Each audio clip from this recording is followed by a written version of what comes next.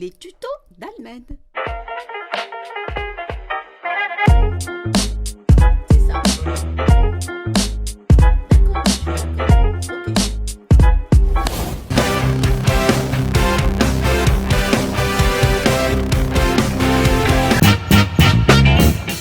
Bonjour à tous, je m'appelle Bénédicte Guillambilla, j'ai 11 ans d'expérience dans le domaine de l'esthétique et du maquillage et aujourd'hui je vais vous parler de ma routine beauté maquillage et également les erreurs à faire et à ne pas faire. Alors pour avoir un beau maquillage, il faut tout d'abord prendre soin de sa peau avec des produits qui vous permettent d'entretenir la peau avant le maquillage parce que bien sûr pour avoir une belle peau, c'est pas juste se maquiller et camoufler les imperfections, il faut nettoyer sa peau au préalable et bien l'hydrater. Donc pour cela, vous avez un produit qui vous permet de démaquiller votre peau le matin comme le soir, que vous vous maquillez ou non, car il est important d'éliminer les cellules mortes et les impuretés laissées aux surfaces de la peau. Vous avez également une crème hydratante que vous devez mettre, que vous ayez la peau grasse ou sèche ou déshydratée. L'hydratation de la peau va vous permettre d'avoir un beau teint et de faire tenir votre maquillage. Pour celles qui ont une peau grasse ou une peau qui brille au niveau de la zone T ou au niveau de l'ensemble du visage, il vous faut du coup une base de maquillage qui vous permet vraiment de matifier cette zone et permettre une matité pour pouvoir faire tenir encore mieux votre maquillage. Pour avoir un maquillage comme le mien, du coup, comme vous aurez bien compris, il faut entretenir votre peau, faire des soins et du coup vous démaquiller la peau. Ne jamais dormir avec le maquillage, c'est vraiment important, que ce soit les faux cils, le mascara, le fond de teint, peu importe. Il faut jamais dormir avec le maquillage et il faut toujours se démaquiller matin et soir, maquillé ou non, vous l'aurez compris. Ensuite, après avoir entretenu sa peau, il faut du coup mettre un fond de teint. Donc là, comme vous voyez, il y a tout un panel de fond de teint. Je maquille tout type de peau, des peaux plus claires ou plus foncées. Je n'ai pas de tabou selon les types de peau. Et pour ma part, selon le temps, en saison, il faut savoir qu'en été, on a la peau qui fonce et en hiver, on a la peau qui claircit. Donc j'aurai toujours deux types de teintes selon les saisons. En été, j'aurai une teinte plus foncée parce que je bronze et en hiver, j'aurai une teinte plus claire parce que du coup, la peau est au repos et il n'y a pas de soleil. Donc au niveau des fonds de teint, vous avez différentes marques, donc j'utilise différentes marques professionnelles. Vous avez notamment Make Up For Ever qui est une marque professionnelle. Vous avez également la marque Ben Nye qui est une marque qui va vous permettre au niveau des poudres de vous permettre de la mettre au niveau des zones de lumière. Et vous avez MAC, qui est une marque pour les poudres qui va vous permettre de matifier votre teint. Elle peut vous permettre aussi de faire des retouches le long de la journée. Et vous avez également Huda Beauty qui est une marque un peu similaire à Ben Nye qui se présente comme ceci. Et du coup vous avez deux types de poudres. Vous avez les poudres libres et les poudres compactes. Les poudres libres c'est pour les personnes qui ont besoin d'un effet plutôt naturel et les poudres compactes seront plutôt pour les personnes qui aiment et qui recherchent plutôt de la couvrance. Après avoir travaillé son teint, bien entendu, le teint fait partie aussi au niveau du teint, vous avez l'anti-cerne, au niveau des cernes. Il sert également à cacher vos imperfections, vos taches, mais aussi tout ce qui concerne en fait les zones de lumière pour le contouring. Donc c'est le losange, ça va être au niveau des cernes, donc en dessous des yeux, la ligne médiane du nez, au niveau du front et au niveau du menton. Donc vous utiliserez un anti-cerne beaucoup plus clair, à 2 tons plus clairs que votre carnation pour permettre à illuminer votre teint et ajouter de la lumière. Ensuite, vous ferez en sorte sur le contour du visage d'apporter du coup un peu plus de structure en apportant du foncé et permettre aussi à illuminer et à unifier votre teint.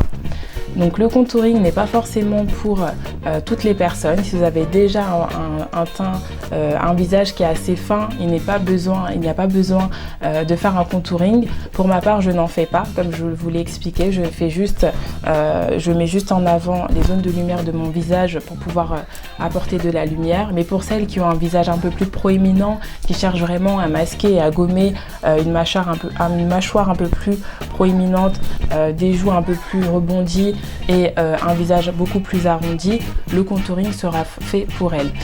Ce n'est pas Kim Kardashian qui a mis en avant le contouring, il existe depuis les années 60. C'est une pratique qui a été utilisée lors des shootings, des tournages pour du coup mettre en avant les zones de lumière et d'ombre selon la morphologie du visage, car les zones de lumière que l'on met en avant et les zones d'ombre sont mis en avant et accentuées par la caméra, et le fait de l'accentuer au niveau du maquillage permettrait à mettre en avant un peu plus le visage du modèle ou du mannequin. Ce n'était pas une pratique à utiliser tous les jours, donc je vous ne conseille pas de le faire tous les jours parce que sinon vous allez tout de suite ressembler à une travestie, si je peux dire, et c'est pas le but. Donc le but vraiment c'est de mettre en avant son visage mais sans trop en faire parce que sinon ça fait pas très joli.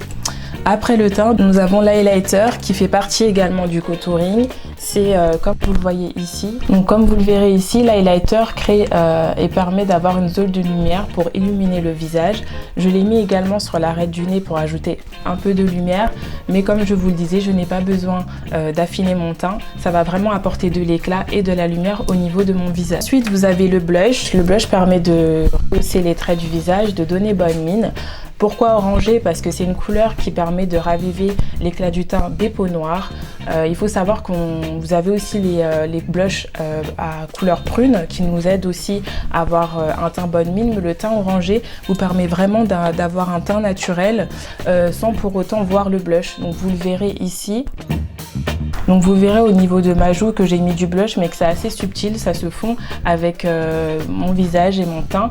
Ce n'est pas un blush que l'on voit et qui paraît trop orangé, trop rouge. C'est une couleur vraiment qui se fond avec toutes les carnations et pour toutes les peaux foncées. Ensuite, nous allons passer aux yeux et aux sourcils. Pour les yeux, j'ai utilisé une palette comme ceci. Donc vous avez des couleurs qui vont à toutes les carnations de peau, pour les peaux noires et pour les peaux métissées et claires. Donc c'est dans des tons chauds. Les tons chauds, cuivrés, dorés, c'est des couleurs pour tous les jours qui vous permettent vraiment d'aller avec tout type de maquillage. Donc pour aujourd'hui, j'ai mis du doré à l'intérieur de mes yeux et sur le reste, je suis restée sur des couleurs marron, cuivré, beige pour vraiment avoir un maquillage naturel sans trop charger mes yeux.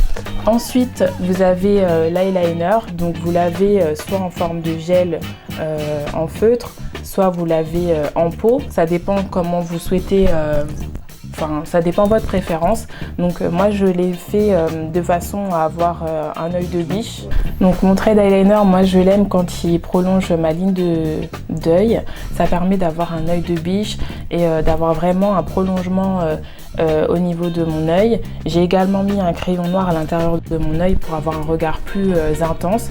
Vous n'êtes pas forcément obligé de faire un grand trait d'eyeliner, vous pouvez faire un trait d'eyeliner plus fin. Il faudra voir en fonction de ce que vous préférez et puis par rapport à votre œil. Alors pour les sourcils, j'ai utilisé un gel sourcil. Donc le gel sourcil, il est présenté sous forme de gel. Il vous permet vraiment d'avoir un rendu plutôt naturel au niveau du sourcil. Vous avez également le crayon, comme vous connaissez toutes, pour pouvoir effectuer votre ligne de sourcil. Et vous avez le gel à sourcils mais sous forme de brosse comme ceci qui vous permet d'avoir un rendu encore plus naturel pour celles qui n'ont pas envie de tracer leurs sourcils. Alors le gel sourcil, pour ce que j'ai pu mettre sur mes sourcils, me permet vraiment d'avoir un effet naturel. Il faut savoir qu'il faut prendre un marron qui se rapproche le plus de votre carnation de cheveux. Donc plus vous aurez un marron qui se rapproche de votre carnation de cheveux et plus ça rendra un rendu plutôt naturel. Il ne faut jamais avoir un marron foncé, sinon ça vous donne un regard sévère et ça fait pas très joli.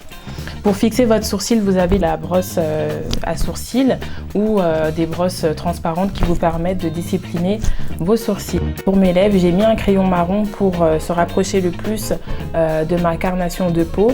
Vous pouvez également utiliser des crayons qui se rapprochent de la couleur de votre rouge à lèvres. Donc si vous mettez un rouge à lèvres rouge, il faudra mettre un crayon à lèvres rouge. Si vous mettez un rouge à lèvres bordeaux, vous prendrez un crayon à lèvres bordeaux. Mais le marron vous permettra d'aller avec tout. Donc ayez un crayon marron. Par contre, pas trop foncé comme je vous disais pour les yeux, c'est pareil pour les lèvres, ça va sinon renforcer vos traits et les durcir. Donc on bannit les crayons à contour noir et marron foncé. Il faut vraiment un crayon à lèvres qui soit marron.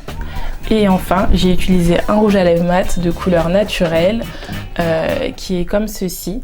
Donc c'est un beige en fait naturel qui vous permet d'avoir une couleur un peu rosée et qui se fond avec vos lèvres. Bien entendu, le mascara aussi pour les yeux que j'oubliais, toujours avoir un mascara pour allonger vos cils et selon ce que vous préférez, soit une brosse plus petite, plus grande, plus grosse, tout dépend l'effet que vous souhaitez avoir. Et pour terminer votre maquillage, donc un coup de spray fixant pour vous permettre vraiment d'adopter un maquillage qui tient toute la journée, surtout en période de chaleur. C'était la Minute Beauté de Bénédicte Gambilla pour Éthique et Patoc. Merci à vous.